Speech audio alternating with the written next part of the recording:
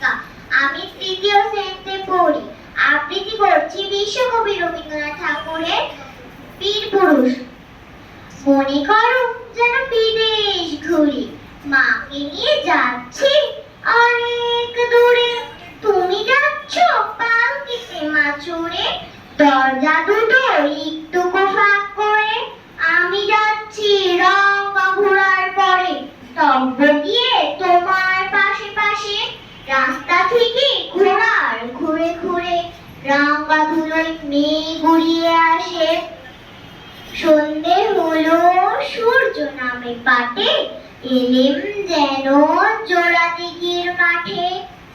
ধু ধু করে যেদিক পানে যাই, কোনোখানে জনমানব নাই।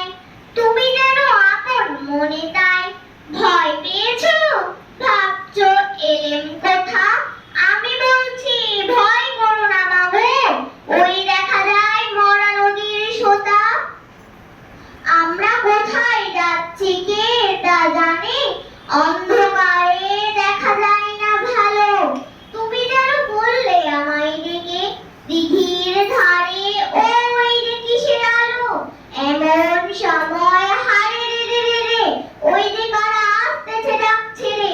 তুমি ভয়ে পালকিতে এক কোণে, ঠাকুর দেবতা স্মরণ করছো মনে। পেয়ারাগুলো পাশের কাটা বনে, পালকি ছেড়ে কাঁপছে ধরো ধরো। আমি যেন তোমায় বলছি ডেকে, আমি আছি ভয় কেন মা বড়।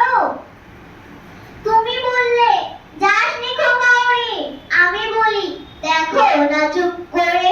ছুটিয়ে ঘোড়া গেলেন তাদের মাঝে, ঢাল তলোয়ার ঝনঝনিয়ে বাজে। কি ভয়ানক লড়াই হলো মাঝে, শুনে তোমার গায়ে দেবে কাটা। কত লোক যে পালিয়ে গেল ভয়ে, কত লোকের মাথা পড়লো কাটা। এত লোকের সঙ্গে লড়াই করে, ভাবছো খোকা গেলই বুঝি মরে। আমি তখন রক্ত মেখে ঘেমে বলছি এসে, লড়াই গেছে থেমে। তুমি শুনে পালকি থেকে নেমে চুমো খেয়ে নিচ্ছ আমায় কোলে। বলছো ভাগ্যে খোকা সঙ্গে ছিল, কি দুর্দশাই হতো তা না হলে। ধন্যবাদ সবাইকে।